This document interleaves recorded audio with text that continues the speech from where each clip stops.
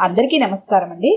ఈరోజు మనం తోపుగుంట మస్తాన్ బాబు గారు రచించిన కందిరీగ నడుము అనే ఓ చక్కటి కథను విందాం.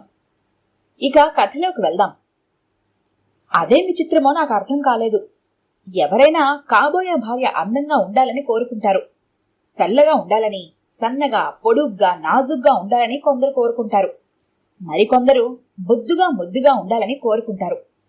విశాలమైన కళ్ళు, పొడవాటి జడ ఉండాలని కోరుకునే వాళ్ళు ఉంటారు. ఆస్తి ఉంటే చాలు, పిల్ల ఎలా ఉన్నా పర్వాలేదు అనుకునే వాళ్ళు ఉంటారు. కానీ ఇదేంటి? కందిరీగలాంటి నడుముంటే చాలట, ఇంకేమున్నా లేకపోయినా సర్దుకుంటాడట. ఏం చేసుకుంటాడు కందిరీగలాంటి నడుముని? అలాంటి నడుము లేదని రంభా ఊర్వశిల్లాంటి అందగత్తల్ని కూడా తిప్పికొట్టేశాడంట. వాడికేమన్నా పిచ్చా, చాదస్తమా? అదే మాట మా అన్నయ్యతో అంటే, అదే నాకు అర్థం కావట్లేదురా అన్నాడు ఆయన. మేం ఎంత అడిగినా చెప్పటం లేదు. నీ దగ్గర వాడికి చనువు ఎక్కువ కదా, నీతోనైనా చెప్తాడేమోనన్న నమ్మకంతో వచ్చాను. నువ్వొకసారి వచ్చి వాడిని కదిలే. అది నీ వల్లే అవుతుందని నీ దగ్గరికి వచ్చింది అన్నాడు మళ్ళీ. వదినడిగినా చెప్పట్లేదా? లేదు, నేను మీ వదిన సుప్రియ అందరం అడిగాం, నీ కందిరీగ నడుము కోరికకి కారణం ఏమిట్రా అని. ఓహో, ససేమిరా చెప్పట్లేదు. అదంతే, ఉండాలంటే ఉండి తీరాలంతే అంటున్నాడు. చిన్నగా నిట్టూర్పు విడిచాడు మా అన్నయ్య. నాదొక సందేహం అన్నాను నేను. ఏమిటి చెప్పు. వాడెవరైనా కందిరీగ నడుమున్న అమ్మాయిని ప్రేమించి ఆ సంగతి మీతో చెప్పలేక ఇలా నాటకం ఆడుతున్నాడేమో? అది అయ్యింది. అలాంటిదేం లేదు. ఎవరినైనా ప్రేమించుంటే చెప్పలేనంత పిరిగివాడు కాదు వాడు. అదీకాక పిలిచికెళ్లిన పెళ్లి చూపులకల్లా వస్తూనే ఉన్నాడు. అమ్మాయి నడుం ఏమాత్రం లావుగా ఉన్నా తిరస్కరించేస్తున్నాడు. పోనీ వాడు కోరుకున్నట్టే కందిరీగ నడుమున్న అమ్మాయినే వెతికితే పోలా? కాదని ఎవరన్నారు? వెతుకుతూనే ఉన్నాగా. కాని ఎక్కడ దొరుకుతారు మరీ అంతటి సన్నటి నడుమున్న అమ్మాయిలు? కవులు ఏదో ఉబుసుకోకలా వర్ణిస్తూనే ఉంటారు గాని మరీ అంత సన్నటి నడుము ఎవరికుంటుంది? అన్నయ్య అలా అంటుంటే నిజమే అనిపించింది నాకు. కవులు వాళ్ల ఊహకొచ్చినట్టు ఏవేవో వర్ణిస్తూ ఉంటారు. కందిరీగ నడుమంటారు, కొటేరు లాంటి ముక్కు అంటారు, శంఖం లాంటి మెడ అంటారు. నిజానికి అలాంటివన్నీ ఉంటాయా? తామరతోడ్ల లాంటి చేతులు, మీనాల్లాంటి కళ్ళు, ఇవన్నీ వర్ణనలే కదా. ఏ స్త్రీకైనా ఉంటాయా? ఒకవేళ ఉన్నా అలా ఉన్న అమ్మాయి చూడటానికి ఏమన్నా బాగుంటుందా? వాడికి జ్యోతిషం వగైరాల మీద ఏమైనా నమ్మకం ఉందా అడిగాను ఏదో ఆలోచిస్తూ. ఎందుకలా అడుగుతున్నావు? ఏం లేదు, ఏ కోయిదొరలాంటి వాడో కందిరీగ నడుమున్న అమ్మాయిని చేసుకుంటే నీకు కలిసొస్తుందని వాణ్ణి ప్రలోభ పెట్టాడేమో. లేడీస్ టైలర్ సినిమాలో రాజేంద్ర ప్రసాద్ మచ్చా మచ్చా అంటూ ఉంటాడు చూడు, అదేం కాకపోవచ్చు. మరైతే ఈ పిచ్చుకూరికేమిటి? అది అర్థం కాకనే కదరా నీ దగ్గరికి వచ్చింది అంటూ ఇంచుమించు నెత్తి బాదుకున్నంత పనిచేశాడు మా అన్నయ్య. సరే అన్నయ్య, డోంట్ వర్రీ, రేపే నేను నీకు బయలుదేరి వస్తాను అంటూ ఆయనకు ధైర్యం లాంటిది చెప్పాను. ఆ రాత్రి నేను నా భార్య వాసంతి వాడిని గురించి చాలాసేపు డిస్కస్ చేసుకున్నాం. బుర్రలు బద్దలు కొట్టుకున్నాం. రక్తాలేం కారలేదు గాని కారణము ఊహించలేకపోయాము. నా భార్యకు మాత్రం ఓ విచిత్రమైన సందేహం వచ్చింది. ఎప్పుడైనా కందిరీగగాని కుడితే ఇలాంటి కోరిక పుడుతుందేమోనండి. చాలే ఊరుకో అంటూ గసిరేశాను నేను. కుక్క కరిచినవాడు కుక్క నడుమున్న భార్య రావాలని, తేలు కుట్టినవాడు ఏనుగుతో కుట్టించుకున్నవాడు అలాంటి కోరికలు కోరారంటే గోవింద అంటూ లాజిక్ చెప్పాను. దాంతో నా భార్య కూడా ఏకీభవించేసింది. మరైతే ఏమై ఉంటుంది చెప్పమా అంది ఆసక్తిగా. ఉప్మా అయి ఉంటుంది. ఏమిటో రేపు నేను వెళ్ళి తేల్చేస్తాగా. ఇంక కందిరి దురద చేయకు అని ముసుగు పెట్టేశాను.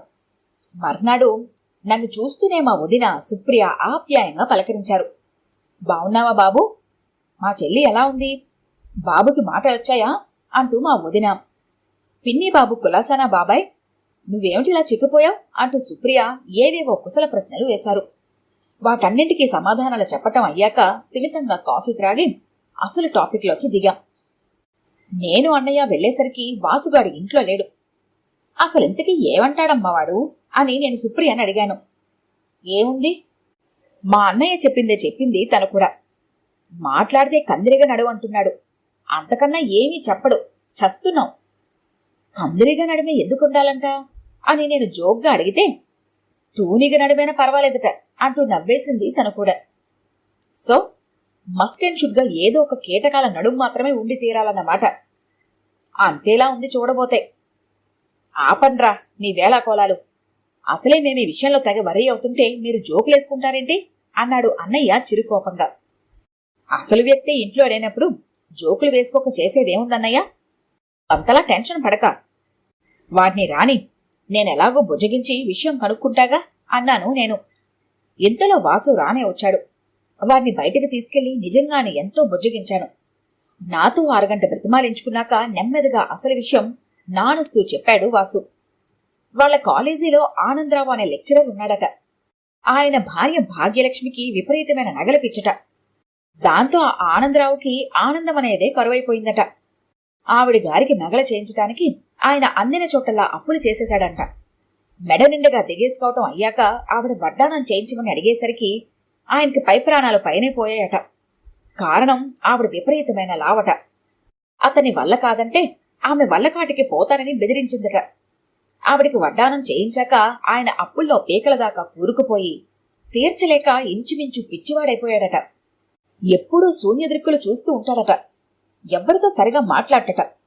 తనలో తని ఏదో గొనుక్కుంటూ వేదాంతిలా మధ్య మధ్యలో నవ్వుకుంటూ ఉంటాడట. ఇదంతా చెప్పుకొచ్చి, ఒకవేళ నాకు కాబోయే భార్య కూడా నగలపిచ్చి ఉన్నప్పటికీ ఆమెకు నేను వడ్డానం చేయించాల్సొచ్చినా కూడా మా ఆనందరావు సార్లా పిచ్చివాళ్ల అయిపోకుండా ఉండటానికే బాబాయ్ నేనిలా కోరుకుంటోంది. కందిరిగా నడుమున పెళ్ళామనుకో ఎక్కువ బంగారం పట్టదు కదా అంటూ ముగించాడు వాడు. వాడి అతి తెలివికి నవ్వాలో ఏడవాలో అర్థం కాక హారి పిడుగా అన్నాను.